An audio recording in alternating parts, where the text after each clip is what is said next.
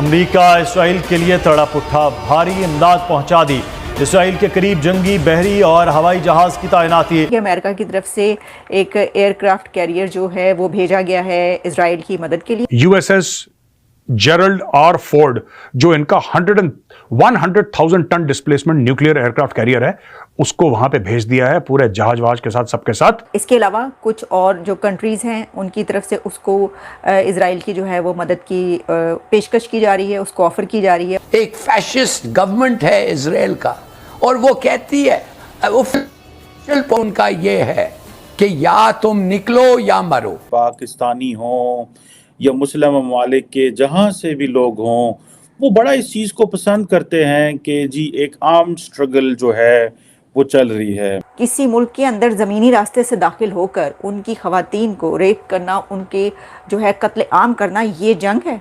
ये क्या है? ये तो गुंडापना है, ये तो एक दहशतगर्दी है। अब इजराइल ठोक रहा है, और बॉस इजराइल जो ठोक रहा है ना दोस्तों, इजराइल जो ठोक रहा है, हिंदुस्तान तक चीखें निकल रही हैं। माशरा ही पूरा गंदा है ना, माशरा ही पूरा गलत है।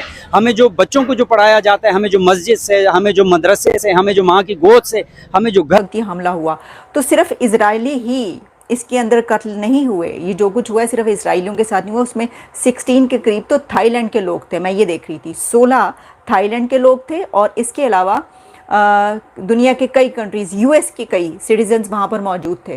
कुछ ऐसे हैं जो मिल भी नहीं पा रहे, कुछ को बुलाया जा रहा है। इंडिया से जो लोग थे वहाँ पर, कुछ आर्टिस्ट भी थे, क्योंकि वहाँ पे एक फ़िल्म फेस्टिवल भी हो रहा था, वहाँ पर गए हुए उनको वापस बुला लिया गया है। तो पूरी दुनिया के कई कंट्रीज़ ऐसे हैं कि जहाँ के लोग जो हैं वो वहाँ पर उस वक्त शामिल थे। अब आपके सामने रखते हैं वो वाक़या। इस वक्त एक वाक़या कोट किया जा रहा है, रिपोर्ट किया जा रहा है और इंटरनेशनल मीडिया उसको रिपोर्ट कर रहा है। और जो उसकी एजेंसी है, ह्यूमन राइट्स एजेंसी इज़राइल की, उसने भी, और वहाँ की जो रिपोर्ट करने वाली एजेंसीज़ हैं वो इसको बता रही हैं और बाकायदा रिपोर्ट कर रही हैं कि वहाँ पे क्या हुआ है। वहाँ पर हो रहा था एक फ़िल्म फेस्टिवल भी हो रहा था, लेकिन एक म्यूज़िक फेस्टिवल भी हो रहा था, जहाँ पर बड़ी तादाद में लोग मौजूद थे उस म्यूज़िक फेस्टिवल को अटेंड करने के लिए। और सिर्फ इजरायली ही नहीं थे, बल्कि पूरी दुनिया से आए हुए टूरिस्ट भी वहाँ पर थे। जैसा कि आपने देखा कि एक जर्मन लेडी, जिनको जो कि टैटू आर्टिस्ट थी, उनको भी उसके अंदर जो है वो कत्ल किया गया। और कैसे कत्ल किया गया कि उसके बाद उनकी लाश के साथ क्या किया गया वो आपने देखा, ज़्यादती भी की गई उनके साथ। तो वो एक बहुत ही ऐसी तस्वीर कशी है या ऐसी इमेजेस हैं कि जो सब उसको कंडेम कर रहे हैं, और कंडेम करना ही बनता है। जो नहीं कंडेम करेगा वो पता नहीं इंसान होगा या नहीं होगा। इसी तरीके से एक और ख़ातून थी, वो वहाँ से फिर फ़रार होने में कामयाब हो गई। लेकिन हुआ ये है कि उस म्यूज़िक फेस्टिवल में जब जो हमास है उसके लोग पहुँचते हैं वहाँ पर, तो वो वहाँ पे पहले जो गाड़ियाँ हैं उन पे कब्ज़े करते हैं, क्योंकि जहाँ जहाँ से वो आ रहे थे, मैंने आपको पहले बताया था कि वो ज़मीनी रास्ते से पहुँचे हैं, एज ए पैराग्लाइडर्स पहुँचे हैं, जो बोट्स के ज़रिए पहुँचे हैं, गाड़ियों पर, मोटरसाइकिलों पर, जिस तरीके से भी। तो ये मुझे बिल्कुल एक ऐसी तस्वीर कशी लगती है कि जैसे मंगोल या तातार आते थे पहले ना, तो उनकी वो घोड़ों पे आते थे, लेकिन उनका इसी तरह होता था कि जहाँ आते थे वो बस्तियों की बस्तियाँ उजाड़ देते थे। अच्छा, क्योंकि जंग हमने जो अभी तक देखी और सुनी है वो यही होता है ना कि जी बमबारी हो रही है दूसरे मुल्क से, ऐसा ही होता है। ये तो जंग नहीं है।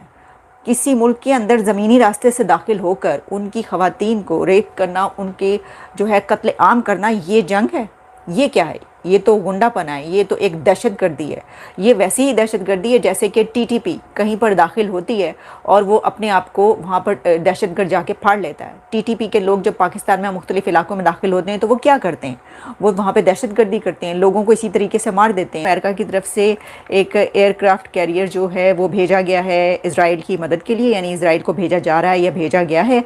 और उसमें इसके अलावा कुछ और जो कंट्रीज़ हैं उनकी तरफ से उसको इसराइल की जो है वो मदद की पेशकश की जा रही है, उसको ऑफ़र की जा रही है। और हमास ने जो है वो जो यूएस का एयरक्राफ्ट वहाँ पर कैरियर भेजा गया, उसके ऊपर कहा है कि ये जो है ये फ़लस्तीनियों के ख़िलाफ़ जारियत है, यानी जो इसराइल की मदद के लिए आ रहे हैं कंट्रीज़, उनके लिए हमास ने ये कहा है।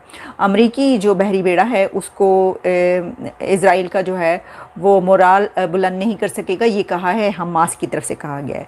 लेकिन इस वक्त जो दुनिया डिवाइड हो चुकी है वो कैसे हुई है? ये जो जंग है इसमें दुनिया इस तरीके से डिवाइड हुई है कि जो मुस्लिम कंट्रीज़ हैं वो एक तरफ, कुछ इस्लामिक कंट्रीज़ जो हैं वो एक तरफ नज़र आ रही हैं, जबकि वेस्ट एक तरफ खड़ा नज़र आ रहा है। अब अगर हम उन कंट्रीज़ की बात कर लें कि जो इस वक्त इज़राइल के साथ हैं, इस जंग में नज़र आ रहे हैं, उनमें एक तो वेस्ट है, अमेरिका है, यूरोपियन यूनियन के जो कंट्रीज़ हैं सारे वो हैं, यूरोप के कंट्रीज़ हैं, और तमाम वेस्ट के साथ साथ जो इंडिया है वो भी इजराइल की सपोर्ट में नजर आ रहा है। पाकिस्तानियों में कुछ हो या नहीं हो, जंग लड़ने का जज्बा जरूर हर बंदे के अल्फाज में होगा। उसकी क्या वजह है? की वजह यह है कि 70 साल से हमें पढ़ाया जा रहा है कि ग़ज़वा हिंद आना है, ग़ज़वा हिंद करना है, फिर उसके आगे जिहाद करना है, दुश्मनों से जाके लड़ना है, इसका ये सवाब है, जन्नत में इतनी हूरें मिलेंगी, ये मिलेगा, ये मर्तबा है।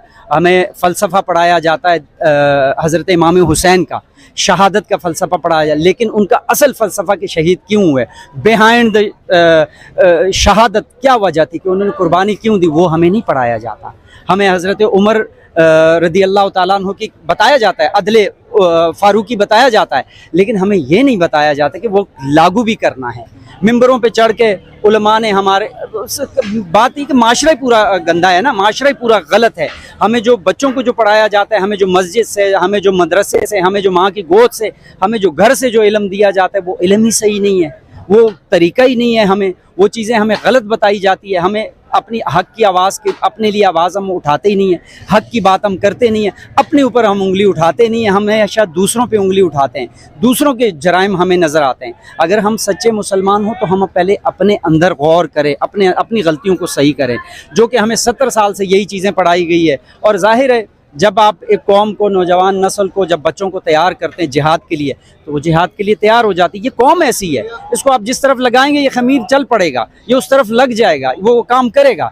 लेकिन इसको अगर अच्छाई की तरफ पॉजिटिव वे पे लगाते, आज अगर आप इस कौम पर मेहनत करते हैं, नौजवानों को आप IT में लगाते, इस मुल्क की तरक्की पर लगाते, इन पे पैसा लगाते, आपने तो इस कौम को भिखारी बना दिया, आपने नौजवानों को खुदकुशियाँ करने पे मजबूर कर दिया। वो इस मुल्क को छोड़ छोड़ के जा रहे, क्यों जा रहे? क्योंकि हमारे अकाबरीन ही इतने गंदे हैं। आपने जहाद का मतलब उनको सिखाया, दुश्मन से लड़ना, नफ्स से जहाद करना सिखाया ही नहीं? जी नहीं, वो हमें इसलिए नहीं सिखाया कि वो उस पे उंगलियां हम पे उठती है ना, ज्यादती हम इसलिए कि हमारी जो तवज्जो, हमारी प्रायोरिटी रहे फ़लस्तीन पे रहे, हमारी प्रायोरिटी मस्जिद अक्सा पे रहे, हमारी प्रायोरिटी कश्मीर पे रहे। हमें वो बताया जाए कि जिहाद करो, काफिरों के ख़िलाफ़ जिहाद करो। हमें ये ना बताया जाए कि शैतान के ख़िलाफ़ भी जिहाद करो, अपने घर को सही करो, अपनी बुराइयां ख़त्म करो, अपने जराइम कम करो, करप्शन कम करो। ऊपर से लेकर नीचे तक हर बंदा तो करप्ट है, करप्शन करता है हर इंसान। घर से हम शुरू होते हैं, हम कहते हैं मेरा उल्लू सीधा हो जाए, दूसरा भाड़ में जाए।